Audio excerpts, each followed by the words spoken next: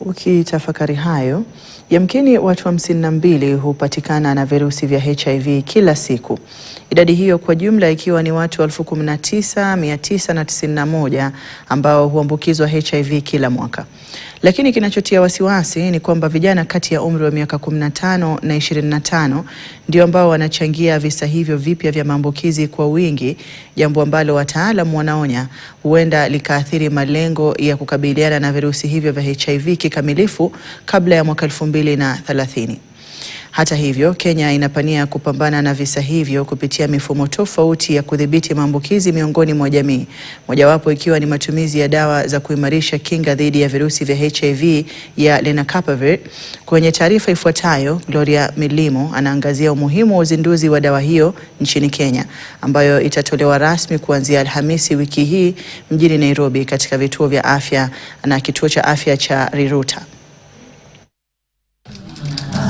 Vita dhidi ya virusi vya HIV vimeshuhudia mabadiliko mengi tangu kisa cha kwanza kutangazwa zaidi ya miaka 40 iliyopita, wakati ambapo ugonjwa huu uliofiwa na kuambatanishwa na kifo.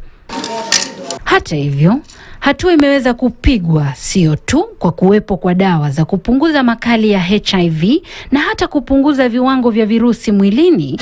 Mabadiliko pia yameshuhudiwa kwenye nyanja ya kinga kwa kuwepo kwa dawa za kuzuia maambukizi miongoni mwa watu wanaosemekana kuwa kwenye hatari ya maambukizi.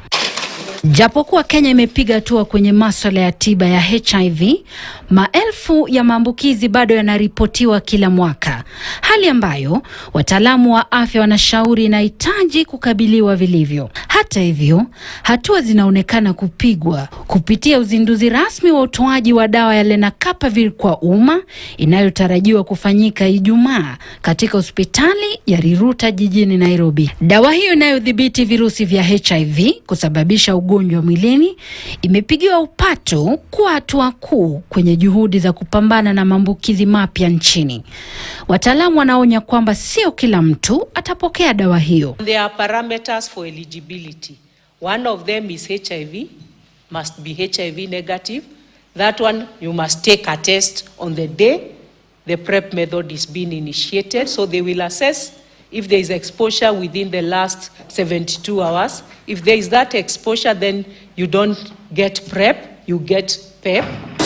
Madaktari wanashauri kwamba ni sharti ueleze mhudumu wa afya atakaye kudunga dawa hiyo iwapo unatumia dawa zingine, ili kusaidia kuzuia makali yanayotokana na kuwepo kwa mchanganyiko wa dawa mwilini. For people who are on TB treatment and are on Lenacapavir, we do a supplemental dose of Lenacapavir. Okay, so we'll give extra doses of Lenacapavir because TB drugs will break down your Lenacapavir faster. For Viagra, or people who are using medications for erectile dysfunction, for instance, the recommendation is to begin with a lower dose of the Viagra. Kando na hayo, uzinduzi wa dawa hiyo unatarajiwa kusaidia kupunguza visa vya maambukizi miongoni mwa vijana na watu walio kwenye hatari ya maambukizi. On the initiation day, you receive 2 injections, either on the abdomen or on the thigh. 2 injections on day 1, plus 2 pills on day 1, and then 2 pills on day 2. We'll be giving clients choice. They can switch from one method to the other. Pia inatarajiwa kuimarisha vita dhidi ya maambukizi ya HIV